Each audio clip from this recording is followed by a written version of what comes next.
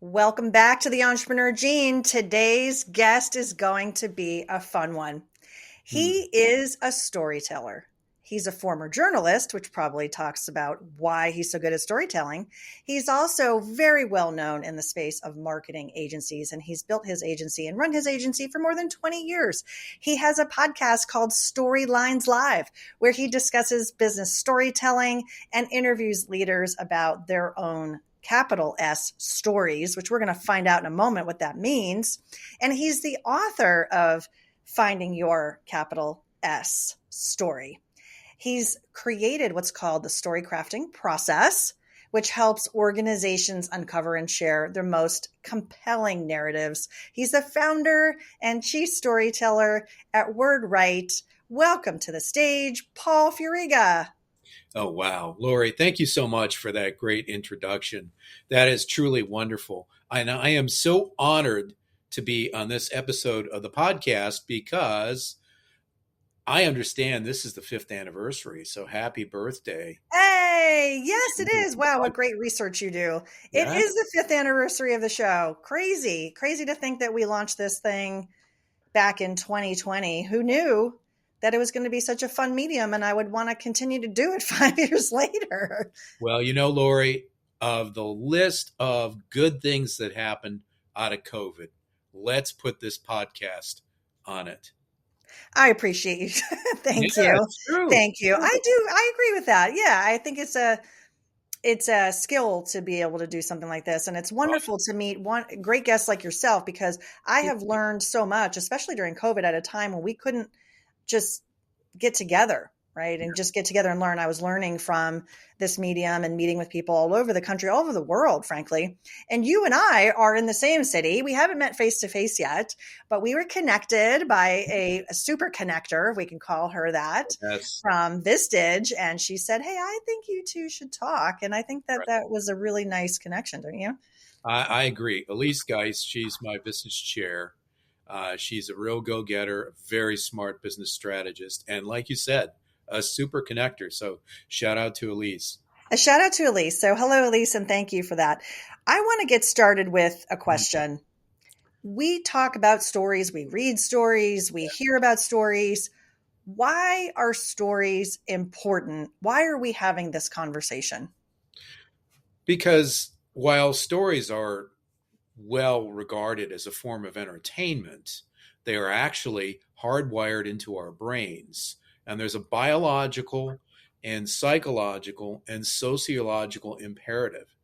Everything we do on a daily basis, from walking into a meeting and somebody doesn't say hello to us, to trying to figure out why the weather isn't what we want today, our brains are continually telling us a story, Lori. And that's why stories are so important to success in business, including with the kinds of folks you work with when you're thinking about the value of an organization as part of your transition process. Your book is titled Finding Your Capital S Story for those who are Yeah. watching on our YouTube channel. And there's the book right there. It's a great read. And I think the first thing I wonder is, well, what is the significance of a capital S story versus a lowercase story? As business leaders, we tell stories all day long. You may need to have somebody get something done by the end of the day, by the end of the quarter, by the end of the year, and you will share a narrative about why that's important. However, when people think about your organization, they're thinking about a much bigger, different story. If two people are talking and they're saying, "What do you think of XYZ or ABC company?" the answer is not going to be a small s story. It's going to be a story about defining the character and the nature of your organization. Do work with them because they are these kinds of people. What I like about them is this characteristic. And the capital S story gets that capital S because it answers four fundamental questions. They're going to be part of that kind of a conversation. Why would somebody buy from you, work with you, invest in you, or partner with you? Sometimes there are other questions in that mix too, but those are the ones, Lori, that we see most frequently. I think this is a fundamental skill to be able to tell stories in our everyday, not Yes, just for entertaining, as you said, but to bring people with us. exactly. And there's this interesting pivot point for business owners when they reach the mindset of thinking about transition, Yes. and they sort of are in a meta view above their business. They're able to look down inside of it as opposed to being inside and looking out. And as a 20 plus year marketer, look, I Mhm. get it. Right? We market our products and services. We are all about selling, right? ABC, always be closing. And we're marketing and selling all the time. But when it comes to selling the business and positioning the business for a potential sale and having a buyer look at it, oh my goodness, all of a sudden it's a different game, isn't it? Yes, it is. It's I would argue the capital S story uh, not only it defines why somebody would buy from you, okay, but to your point, there's more to it than that. And in the succession or transition process, you are sharing a different facet of that story. We'll often say that your capitalist story is like a diamond. And what do we know about diamonds? They have many facets, and the more facets, the more value in that gem. And so, what interests employees about working at your organization?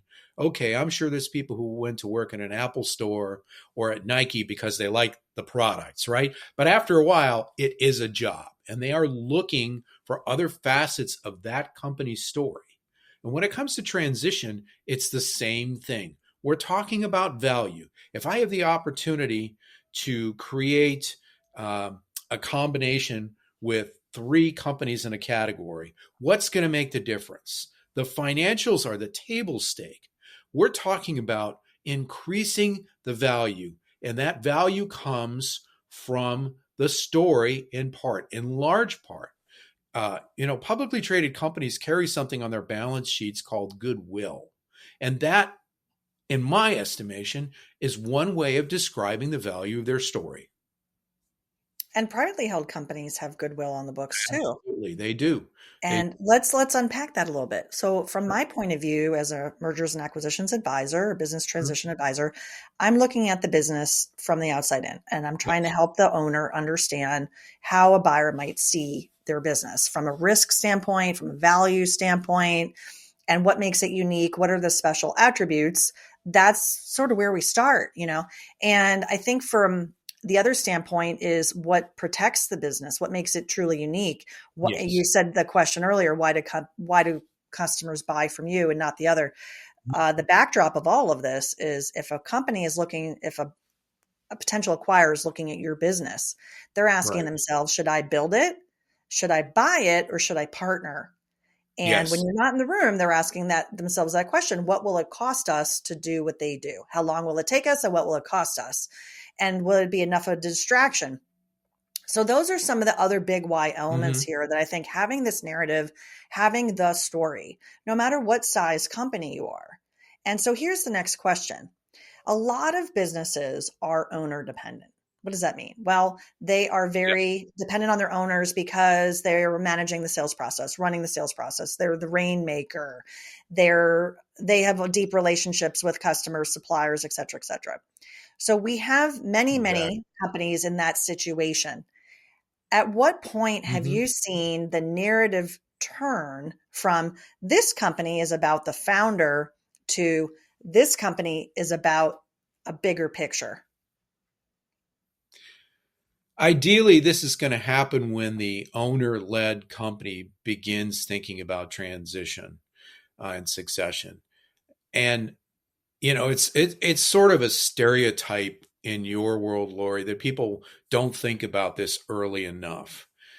In my experience, 5 years before uh, the date when you'd ideally like a transition to occur is a great period to begin that.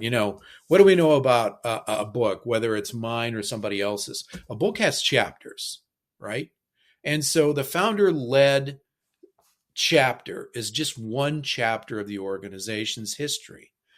A new chapter needs to be charted. And People read more than one chapter in a book. It's okay for the story to evolve beyond the founder. And for a successful transition, a merger or acquisition, it's necessary, right? That's the very reason you asked the question. Yes, it is. There's a key part of this, which is building blocks, right? You start a piece of this exploration in the story crafting process. Where do we start? Mm-hmm.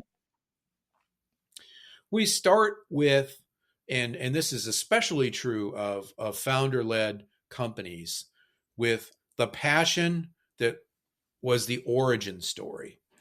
There are common narratives that define a capital S story, and probably the best known is the origins story.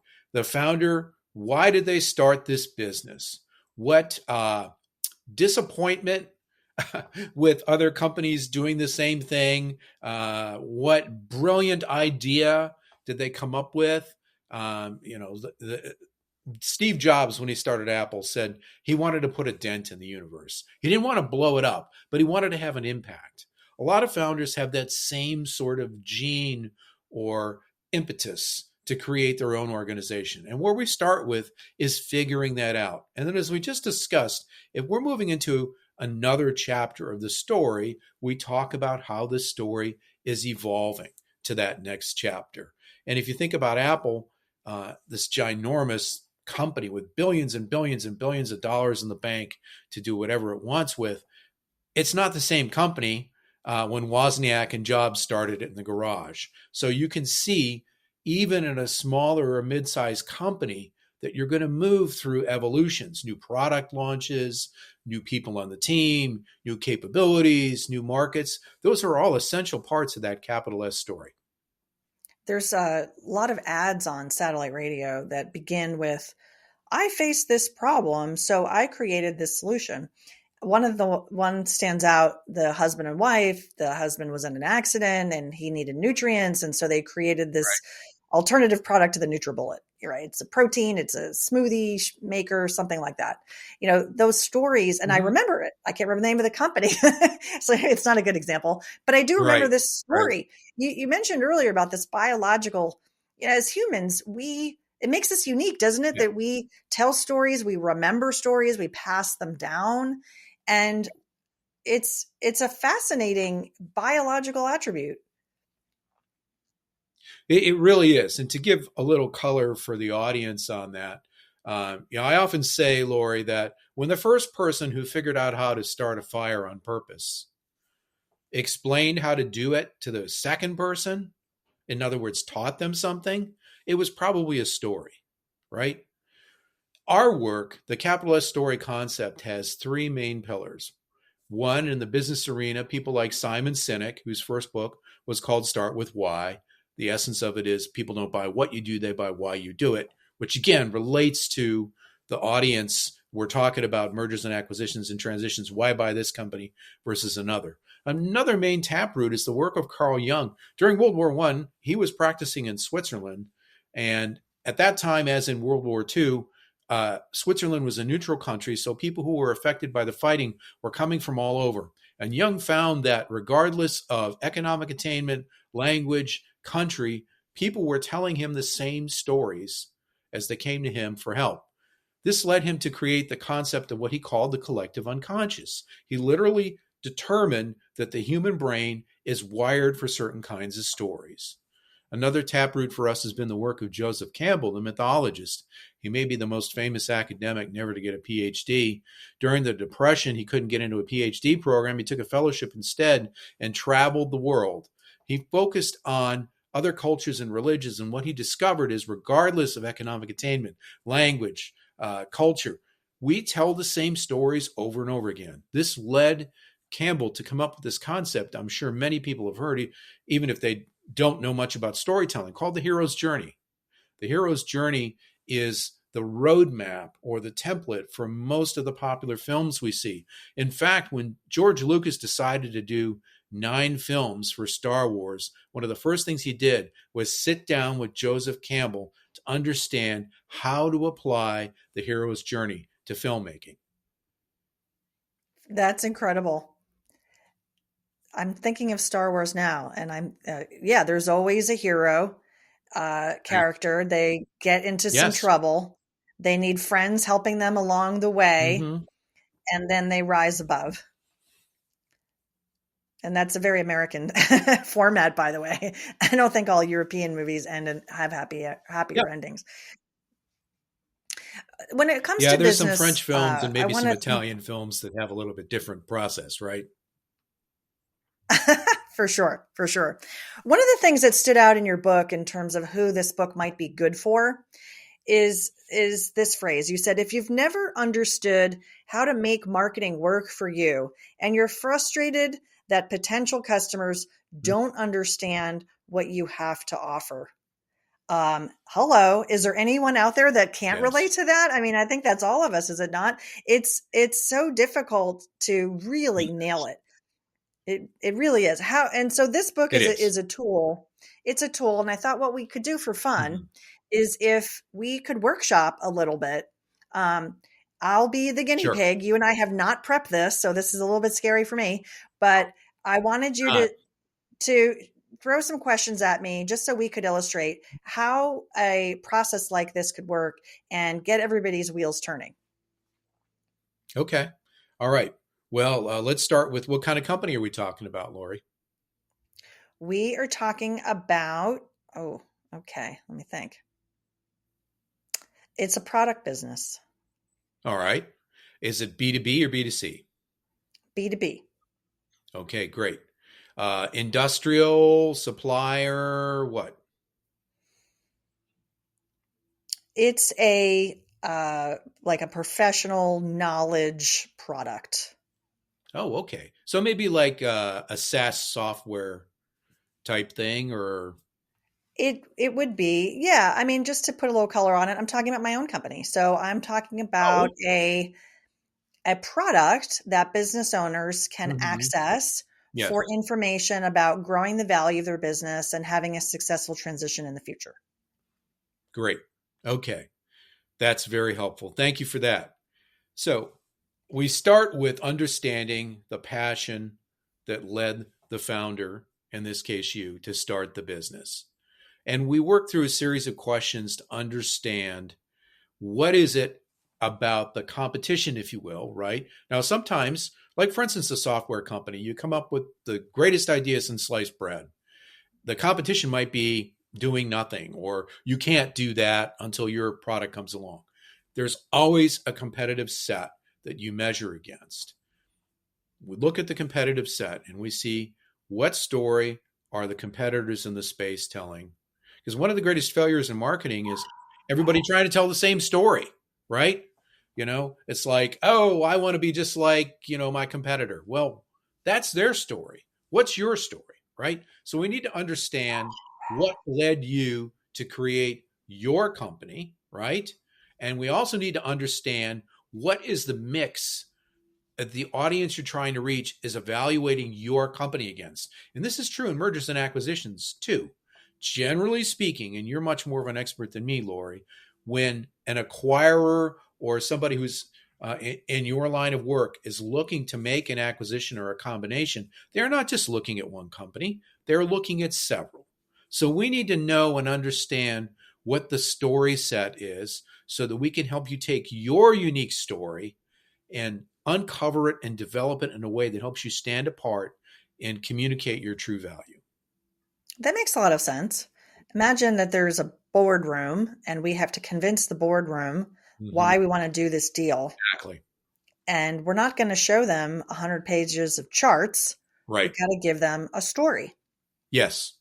So whether we need to sell a product, like I'm saying, I want to sell a kind of a knowledge and advancement product to help increase the value of your business, that's a product. Yes. And we can tell a story around that. And then if we're looking to play a bigger game Yes. and eventually, again, who's the audience? Mm-hmm. Whether it's a boardroom, whether you're convincing employees to work for you, stay on the team, be excited about the team, internal, if you will, and then externalizing it in some other ways with customers. I can see that it would modify a little bit Yes. in the employee side in particular, because then it becomes more about how their belonging and identity within the team matters in the context of what's been built and how they can make an impact. Is that a good way to think about it? It is absolutely. And here's the secret sauce that's critical. We talked about Young and we talked about Sinek and we talked about Campbell. What we know about stories being hardwired is that there's certain kinds of characters, you might call them heroes depending upon the setting, that we relate to, right? So if I need to sell my business, I'm looking for an expert. One of those characters, if you will, would be, as a hypothetical, a navigator. I'm looking for somebody who's been there before, who knows where the landmines are, and they're going to make sure I don't step on them, right? So, as this process of discovery that we're engaged in asking these questions, we're looking to identify the 2 or 3 top story archetypes that would define your organization. And typically, what happens is we're not going to just pick one, like healthcare companies. Everybody in healthcare wants to be the caregiver, right? If I have a company that maintains ambulances, hey, if we weren't keeping those ambulances in tip-top shape, we couldn't save lives. But not everybody can tell the same story. So it's the unique combination of a couple of these story archetypes aligned with the unique, and I hate this term, but everybody will understand it, the features and benefits of your company. It's the combination of those that creates your unique retelling, sharing of your capital S story that gets people to remember you. We often say what we're looking to do is shape your story in a way that it's unique, compelling, and memorable, right? Because we want the folks making the decision about an acquisition or a combination to say, the company that stands out for me is yours. And that's because your story. A couple of things. The navigator Mm-hmm. identity really stands out for me. Business transition, Sherpa. That word navigator, Sherpa, they kind of go together. I They really do. like that. I didn't draw that connection till now. I'm Right. really liking that, and that really resonates with me. What would be another example? Another example would be the explorer. So think of somebody who is on the cutting edge of new ways to conduct transactions, right? And there might be times when a business owner would want to work with that sort of an organization. Another example would be a character we call the ruler. Okay. So this is a person or an organization that has defined the industry. If you're looking to sell your business, your accountant or your lawyer would say, well, we can pick 3 companies we want to talk to, but we have to have this company in the mix because they define the process. They're the big boy, the 800-pound gorilla, whatever you want to say. In e-commerce, Google is the ruler in terms of search. In terms of online sales, it's Amazon, right? Everybody looks at Amazon to decide how they're going to handle online sales. Just giving you a couple of examples so people can better understand it there. Yeah, I think that's helpful. Mm-hmm. Did you do this work for your company? Absolutely. And did you involve the team, or is this something Yeah. that the owner does on their own? No, it's critical to involve the team. And when we're talking about transitions, frequently one of the key interests of an acquiring organization will be when the founder is gone, who am I working with? So you need to have the team involved. Frequently, what we've seen is, the team is interviewed by a prospective acquirer, and they want to know who these people are, and they want to see that there's alignment with the mission and purpose, if you will, which is another way of saying the story that's shared of the organization. Frequently, let's roll back to COVID, where we started the episode today. Some of the best storytelling we saw in companies we worked with, Laurie, came out of the HR department when, in the midst of COVID, talent became such a difficult issue to address. Keeping people, bringing people in, right? There was this period where talent was asking for astronomical salaries and benefits. And we would see out of HR leaders who were hard pressed to acquire and retain talent. It was this crucible where they were developing a way of sharing the capital S story that others in the organization, including marketing and sales, could look at and say, wow, that's genius. I can adapt that for the audiences I need to speak with. That makes a ton of sense. Mm-hmm. Yeah, and I think we can all relate to that. It does seem hard, though. How do we get over the fear or the wall that we put up? People are listening, thinking, I can't do that. Mm-hmm. What helps make this seem doable? Reconnecting with that passion we talked about is the first thing to do. And let's say a company's in its third generation of ownership. There's still passion there. If there's not, it's going to be a very hard transaction, regardless of what story you're telling, right? So what gets people up in the morning? Why is the leadership coming to work? Why are they running this company rather than doing something else? You got to start with that. And the best iteration of the capital S story is going to convey that passion to all the important audiences that you need to reach. I love that. I'm going to adapt some of these, not only in my own company, but in how I approach the market from the business development standpoint with my clients. I think there's a lot of facets to this strategy and a lot of great insights. Again, I think that your book outlines as a how-to, and I'm sure you guys are available if people have questions and want to learn more. So as we wind down today's conversation, Paul, what would be the 1, 2, 3 things that you want to say to all the business owners out there listening to make this actionable? What should they be doing next? First and foremost, examine the root of that passion that drives you to run the organization, that drove you to found the organization. It's very easy, and in the digital age, it's only gotten worse, to overcomplicate the process of storytelling. I often tell people, imagine you're at a cocktail party, we do those again post-COVID, or in a bar, and somebody says, what do you do? You're going to tell a story for somebody who doesn't know anything about what you do. That is going to be well constructed, right? And it's not going to be burdened by all the frou-frou that sales and marketing can add to that narrative. Number one, start there. Then number two, make sure you're sharing your story, that when you think, okay, this is my story, that you're not telling your competitor's story. You're not doing yourself any favors by disappearing into the background of somebody else's story. And then the third thing is make sure that story is shared across the organization. Let's say you've only vaguely thought about what you're going to do with your company, and somebody approaches you and says, hey, we'd like to talk with you. What the hell's on your website? What does your senior team think the story is? How well and succinctly can you tell the story? So the third thing is make sure that that story you want to share is out there now so that you're ready when the time comes. Great advice and super actionable, and encouraging everybody to just take that first step. Get out your Google Notes, or on your iPhone. Maybe you have ideas, make a voice memo, don't overcomplicate it, and then keep adding to it and edit it. And throw it into ChatGPT and they have ChatGPT rewrite it for you. Don't go crazy here. We just need a couple of paragraphs, don't we? Something that just gets us started. Ultimately, we get down to a sentence or two.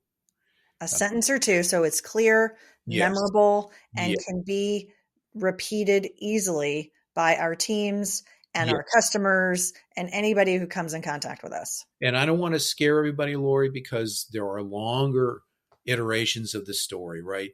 Back to my little networking example.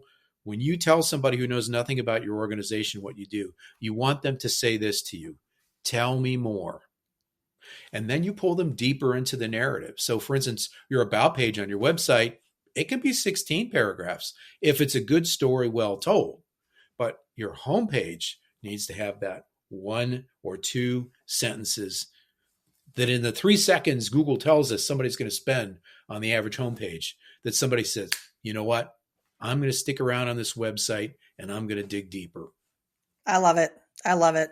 Paul, thank you so much for coming on Succession Stories today. And just in the nature of the title, right? Succession Stories. This Yeah. is about stories, and we're here to help people craft. My mission is to help people and guide them to life-changing succession stories, and period. And how we do that obviously is very complicated and sophisticated and yada yada. But at the end of the day, it's so that we can have an exit without regrets. And I appreciate you being here, because I think finding your capitalist story is a big part of that. So if people want to find you, learn more, what's a good way for them to do that? I'm on LinkedIn. So look up Paul Furiga on LinkedIn as well. Our agency is Word, like we speak, write, like what we do with the pen, agency.com, wordwriteagency.com. And from there, you can get to all the social media platforms and to our podcast, which we talked about at the beginning today, from wordwriteagency.com. Yes, and we will definitely have all those links in the show notes. And I'm excited about your podcast, Storylines Live. I might have a cameo on there coming up, so We're we'll talking about that. We're going to get that scheduled, Laurie. we're going to make that happen. So that'll be fun. Paul, thank you so much for coming on the show today. It's been my pleasure to be with you. Likewise, Laurie, and congratulations again on 5 years of Succession Stories. That's amazing. Thank you. Thank you. To all our listeners, help us celebrate by following and subscribing to the show. You can also find this video and all of our videos, including our sister show, The Entrepreneur Gene, on our YouTube channel with more than 15,000 followers. Woo woo. Yeah, you got to be part of that. You got to follow it. So like and subscribe, follow us there. Be part of the show every week. We appreciate you. Thanks for tuning in, and we'll see you next time.